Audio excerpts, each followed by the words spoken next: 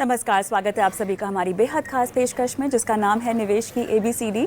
और हर हफ्ते हम ये खास पेशकश लेकर आते हैं जहां पर बाजार की चाल और दशा दिशा पर तो हम बात करते ही करते हैं, लेकिन उसके साथ साथ बाजार की एक बुलंद आवाज़, जानी मानी आवाज़ से भी आपका परिचय करवाते हैं और उनके नज़रिए से बाजार और आपके पोर्टफोलियो को समझने की कोशिश करते हैं। आज एक बार फिर से निवेश जगत का बहुत जाना माना नाम मेरे साथ इन्वेस्को म्यूचुअल फंड के सीईओ ताहिर बादशाह जुड़ गए हैं।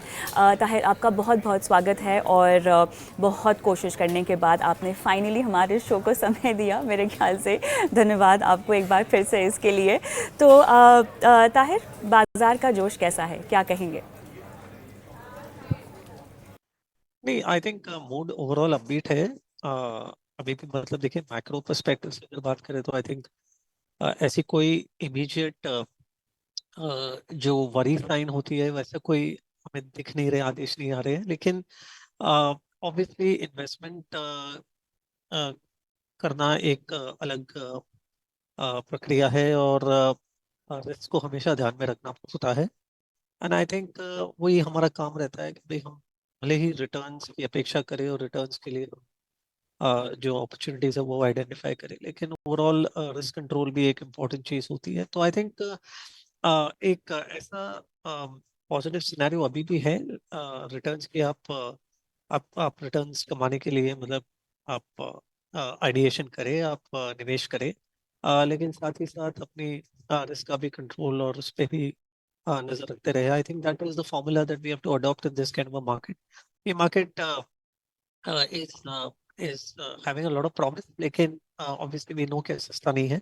और कुछ अगर ऐसी जो डेवलपमेंट्स है जो शायद मार्केट्स ने न सोची हो, अगर वो हमारे सामने प्रस्तुत हो जाती है तो आई थिंक मार्केट्स में वॉलेटिलिटी इंक्रीज हो सकती है। आई थिंक वो हमें ध्यान में हमेशा रखना चाहिए। तो एट पोर्टफोलियो लेवल जो भी हमें करना होता है in order to balance the portfolio या उसको रिस्क मैनेज करना जो होता है, उस पे हम इक्वल इक्वल इक्वल ध्यान देते हैं जितना हम आइडिएशन और नए अपॉर्चुनिटीज की ओर ध्यान देते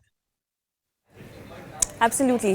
ताहिर, क्योंकि आप आज हमारे साथ शो में हैं तो मैं चाहती हूँ कि जो हम बाज़ार की बात लगातार करते रहते हैं ऑन द चैनल, और आप भी शायद सब जगह जाके करते होंगे, बिकॉज काम यही है बाज़ार को लोगों को समझाना है कि बाज़ार की दशा और दिशा कैसे रह सकती है। और आप जैसे हैं। बिल्कुल। मार्गदर्शक मेरे ख्याल से लोगों को काफ़ी काम में आते हैं, उनके न सिर्फ उनके पोर्टफोलियो को लेकर बल्कि एक तरह से फाइनेंशियल ज़िंदगी में जो है आप जैसे लोग शामिल हो जाते हैं क्योंकि वो आपकी बात सुनते हैं, आपको मानते हैं। तो हमारे जो दर्शक हैं इस शो के, ताहिर, वो छोटी अवधि के भी होते हैं, वो लंबी अवधि के भी स्ट्रैटेजीज़ हमसे जानने की कोशिश करते हैं। तो अब देखिए, बाज़ार के लिए ट्रिगर्स, ग्लोबल फैक्टर्स अगर हम देखें तो एक रेट कट का है, और उसके अलावा क्योंकि नतीजों का मौसम ख़त्म हो चुका है, फिलहाल जो बाज़ार चल रहा है वो बहुत ही स्टॉक स्पेसिफिक चल रहा है, सेक्टर स्पेसिफिक चल रहा है, और जो भी ट्रिगर बेस्ड मूवमेंट होती है बाज़ार में वो बहुत लंबी नहीं चल पा रही है क्योंकि बाज़ार फिर कोई और ट्रिगर पकड़ रहा है। दिशाहीन है बाज़ार, ये तो मैं नहीं कहूँगी, लेकिन अब ओवरऑल हमारी घरेलू स्थिति के हिसाब से हम देखें तो हम काफ़ी मजबूत खड़े हुए हैं। डिस्पाइट हमने जो बीच में एफआईआईज की एक बहुत बड़ा स्पैन देखा था बिकवाली का, उसके बावजूद भी हम खड़े हुए हैं। मैं समझने की कोशिश कर रही हूँ आपसे कि किसी को अगर अपनी पोर्टफोलियो में फ़िलहाल कोई बदलाव करने हैं तो वो किस तरह से करने चाहिए, कीपिंग इन माइंड कि हमारे पास कोई ऐसा डायरेक्ट घरेलू ट्रिगर नहीं है। जितने भी फैक्टर्स हैं वो ग्लोबली शायद प्ले आउट हुए तो हुए, अदरवाइज घरेलू फ्रंट पर हम काफ़ी कंफर्टेबल है। तो क्या आप यही कहेंगे कि आप थोड़ा सा मिड कैप स्मॉल कैप में हल्के हो जाइए और लार्ज कैप में अपना पोजीशन बढ़ा दीजिए? अगर ऐसा आप करना है तो कहाँ कहाँ हमें फोकस करना चाहिए? स्ट्रैटेजी बेस्ड अगर मुझे आपसे कोई सलाह चाहिए हो या कोई मार्गदर्शन चाहिए हो निवेशकों के लिए, दर्शकों के लिए, तो आप क्या दे पाएंगे? नहीं, तो देखिए जैसे अभी इकोनॉमिक स्थिति है और आपने कहा कि हमारे लिए घरेलू मामले बहुत ज्यादा दिक्कत वाली नहीं है, and we are posting along reasonably well, specially economic growth की बात करें तो I think focus as of now ये है कि जितना ग्रोथ की हम मतलब अपॉर्चुनिटीज है हमारे सामने मार्केट में उसको एक्सप्लॉइट करें। आई थिंक मैं मानता हूँ कि इन्वेस्टर निवेशकों के ध्यान में रहती है बात की, और बहुत ज्यादा चर्चा इस बात की पर होती है कि क्या ये मिड कैप से स्मॉल कैप सस्टेनेबल है नहीं है, क्या उनकी क्वालिटी अच्छी है कि नहीं है, वो क्लियरली एक क्वेश्चन मार्क रहता है। और उसके लिए हमें हमारा ड्यू डिलिजेंस करना होता है, और हम पोर्टफोलियो लेवल पे हम एज अ प्रोफेशनल मैनेजर हम ये कर सकते हैं। अगर आप एज अ इंडिविजुअल निवेशक भी आप अपनी तरफ से वो ड्यू डिलिजेंस कर पाए या स्टडी कर पाए तो अच्छी बात होगी। अगर वो नहीं करते तो क्लियरली आप प्रोफेशनल हेल्प के द्वारा आप निवेश कर सकते हो। So that is obviously the option which is available. But मैं कहूंगा कि ये माहौल ऐसा नहीं है जहाँ पे मतलब आपको बहुत ज्यादा डर के रहने की जरूरत है।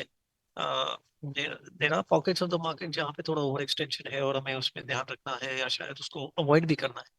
लेकिन there are pockets of the other parts of the market जहाँ पे अपॉर्चुनिटीज अवेलेबल भी है। और uh, शायद इस समय जो मार्केट में एंथुजियाज्म है और जो वैल्यूएशन हमारे सामने आते हैं वो हमें यही कहते हैं कि देखिए आपके यहाँ से दो चीजें करनी होती हैं कि रिटर्न की एक्सपेक्टेशन हम थोड़ी और मॉडरेट कर दें।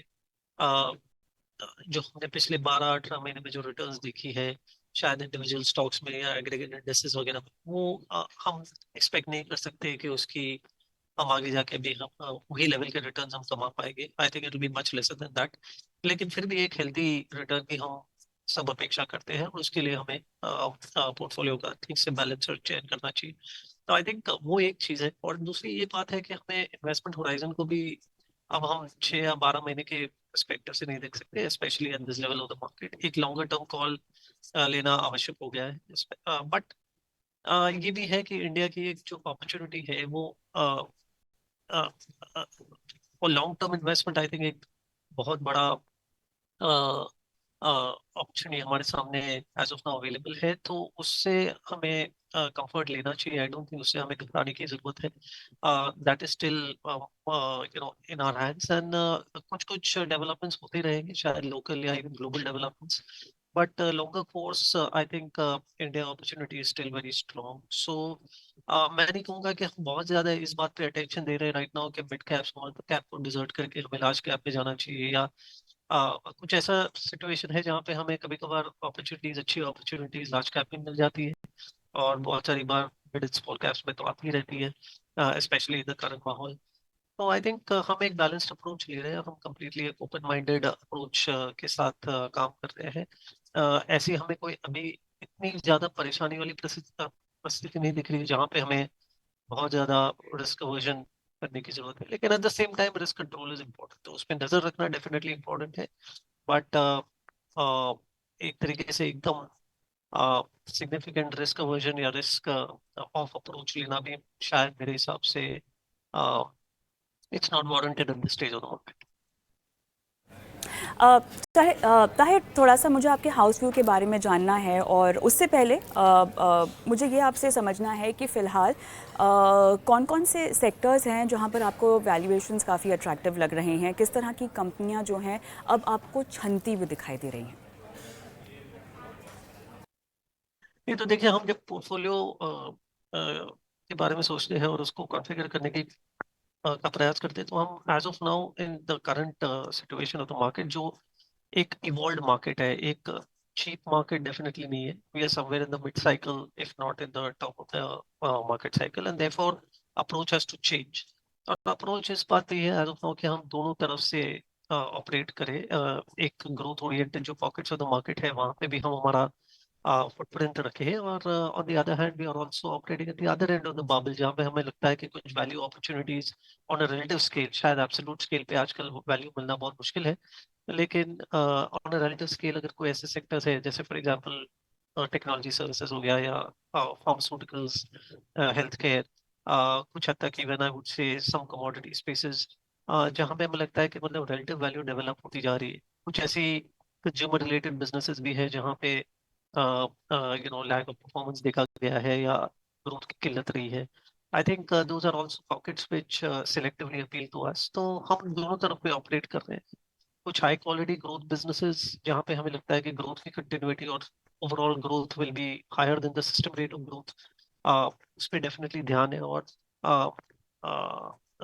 alongside which simultaneously we are also giving enough representation in the portfolio to some of the other value opportunities जो शायद ignored है, जो शायद जहाँ पे इन्वेस्टर का as of now इतना ज्यादा ध्यान नहीं है। Banks for example is another place जहाँ पे हम वैल्यू को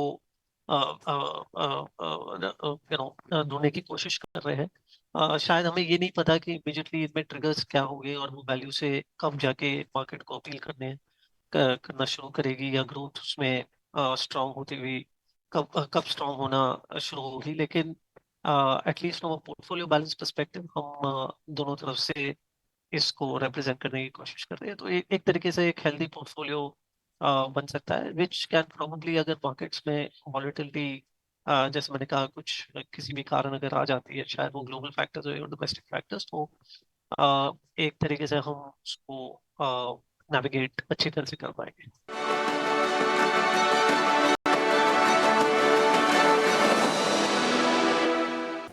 चलिए अब थोड़ा सा और बातचीत को लेके जाते हैं और मेरे ख्याल से पोर्टफोलियो के लेवल पर अब या इनफैक्ट भारतीय बाज़ारों की अभी अगर मैं स्थिति समझना चाहूँ, एफआईआईज़ इनफ्लो क्या आपको लगता है कि रेट कट के बाद हम बढ़ता हुआ देखेंगे, या जिस तरह का हमें इनफ्लो का इंतज़ार था वो हम आता हुआ देखेंगे? बिकॉज इवन इफ़ हम काफ़ी स्ट्रांगली हमारे घरेलू ट्रिगर्स पर खड़े हुए हैं, ताहिर हम ये तो नहीं कह सकते कि हमें एफआईआईज़ की बिल्कुल भी ज़रूरत नहीं है।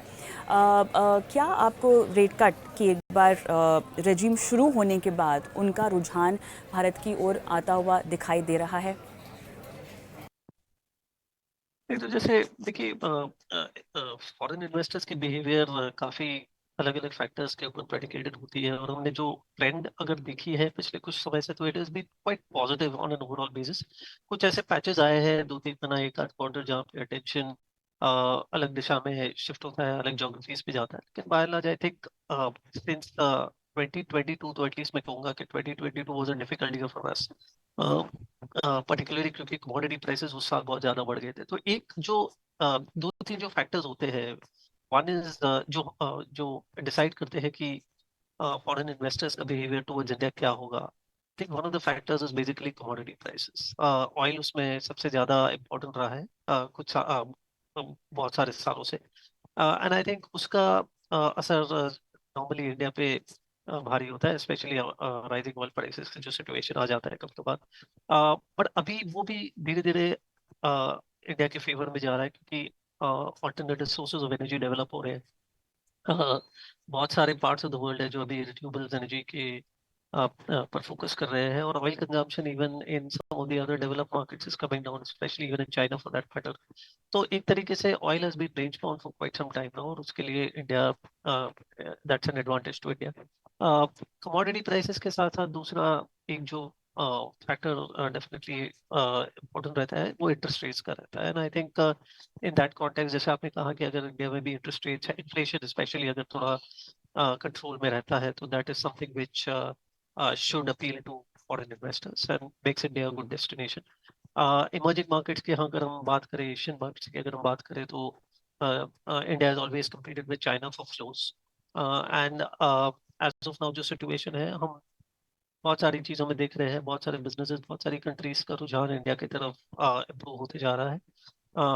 And it is being looked as an alternative source of not just investments, capital market investments, but even manufacturing and other investments.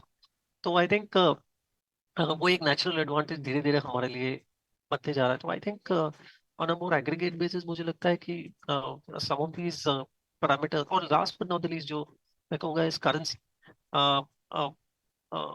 Past में ऐसा देखा गया है कि फॉरेन इन्वेस्टर्स हैव ऑलवेज, उनका एक दूसरा ये कंडीशन रहता है कि स्टेबिलिटी ऑफ करेंसी इंपॉर्टेंट होती है, एंड जनरली वो डॉलर डिनोमिनेटेड रिटर्न्स पे ज्यादा फोकस करते हैं। आई थिंक करेंसी की भी अगर हम बात करें, तो इंडिया के लिए एक डेवलपमेंट ये रही है कि बिकॉज हमारा करंट अकाउंट इम्प्रूव होते जा रहे हैं, हमारे फॉरेक्स रिजर्व बढ़ते जा रहे हैं, तो जो हम 15-20 साल पहले जब हम रुपये की बात करते थे, तो रुपये की डेप्रिसिएशन 3.5-4% एनुअली हुआ करती थी ऑन एन एग्रीगेट बेसिस। अब वो पिछले 5-7 साल में it has been in the vicinity of 2-2.5%। तो एक तरीके से relative to the dollar, Indian currency, Indian rupee has been holding up well, उनकी स्टेबिलिटी ज्यादा रही है। तो आई थिंक वो भी एक कंसिडरेशन है जो फॉरेन इन्वेस्टर्स को इंडिया की तरफ अट्रैक्ट, मुझे लगता है इंक्रीमेंटली ज्यादा करेगा। सो आई थिंक माहौल, factors are on an aggregate basis favourable, लेकिन ऑब्वियसली इसमें शॉर्ट टर्म एब्रेशन जरूर आते हैं, short term cycles of flows जरूर डेवलप होते हैं जिसपे हैंडल लेना बहुत मुश्किल होता है, लेकिन long term medium term trend की अगर हम बात करें तो I think India is in a good place as far as flows is concerned. और राइट ताहिर, अब सवाल यहाँ पर ये भी उठ रहा है कि ख़ासतौर से मिड कैप स्मॉल कैप्स को लेकर देखिए नतीजे बहुत ज़्यादा इम्प्रेसिव नहीं रहे हैं, और जिन चिंताओं पर आप बतौर एक्सपर्ट्स भी हाईलाइट कर रहे थे वो चिंताएं अब सामने आती हुई दिखाई दे रही हैं चुनिंदा कंपनियों को लेकर। अब ऑब्वियसली पोर्टफोलियो लेवल पर अगर हम बात करें तो हर किसी को अपना रिस्क का आकलन करना होता है, अपनी रिस्क एपेटाइट देखनी होती है, उसके मुताबिक उन्हें कॉल लेना होता है। लेकिन किसी को अगर पोजिशनल प्ले करना हो तो आप किस किस बात को लेकर उनको सचेत करेंगे, उनको सावधान करेंगे, depending on all the factors जो कि हमें मिड कैप स्मॉल कैप्स को आप पी रेशियो के हिसाब से देख लीजिए, नतीजों के लिहाज से देख लीजिए, इन तमाम बातों को ध्यान में रखते हुए कौन कौन से ऐसे पॉकेट्स हैं जहां पर आपको लगता है कि उनको एहतियात बरतनी चाहिए, और जो पोजिशनल व्यू बनाकर बैठे हैं उन्हें ज़रूरी हो गया है कि वो अब एक्ट करें? बेसिकली आई थिंक सबसे बड़ा attraction mid cap and small cap में, अगर आप हम जानते हैं कि ग्रोथ का अट्रैक्शन सबसे बड़ा अट्रैक्शन रहता है, और डिफरेंशियल ऑफ ग्रोथ जो आप शायद लार्ज कैप के सामने अगर आपको जो डिफरेंशियल ग्रोथ मिलता है वो सबसे बड़ा अट्रैक्शन रहता है। So I think obviously from time to time, जैसे आपने कहा बीच में कि एक बॉटम अप मार्केट है, तो हमारे लिए भी मतलब चॉइस नहीं रहता है कि वाइल ओवरऑल एनवायरनमेंट अच्छा है and it is good for domestic small mid size entities to prosper, लेकिन बहुत सारे फैक्टर्स है, कम्पिटिटिव बिहेवियर है, प्राइसिंग है, यू नो कॉर्पोरेट्स की एस्पिरेशंस होती है, उनकी कैपिटल इन्वेस्टमेंट होती है, वो काफी हद तक डिटरमिन करती है कि ग्रोथ की प्रक्रिया कैसी होगी, ग्रोथ का डायरेक्शन कैसा होगा, इंटेंसिटी कैसी होगी। आई थिंक इंडिविजुअल बेसिस पे, सेक्टर बेसिस पे या इंडिविजुअल कंपनी लेवल पे हमें we have to be very particular about कि ग्रोथ की डायरेक्शन कैसी है, ग्रोथ की इंटेंसिटी कैसी है, एंड स्पेशली क्योंकि हम आजकल मिड कैप्स और स्मॉल कैप्स सस्ते तो है नहीं, कुछ हद तक हम उस वैल्यूएशंस को specially from a long term investment perspective हम फिर भी सपोर्ट कर सकते हैं, स्पेशली अगर ग्रोथ कंटिन्यूज। लेकिन अगर ग्रोथ में कुछ बदलाव आ जाता है तो I think it is important to assess and reassess. Second thing जो जिस तरीके से हम उसको मैनेज कर सकते हैं through portfolio allocations, and portfolio allocation बहुत इंपॉर्टेंट रोल प्ले करता है। मुझे लगता है कि कभी कभार आइडिएशन से ज्यादा आप पोर्टफोलियो में आप उस आइडिया को कितना रिप्रेजेंट करते हो, वो और भी ज्यादा मायने रखता है in terms of the overall outcome of the portfolio.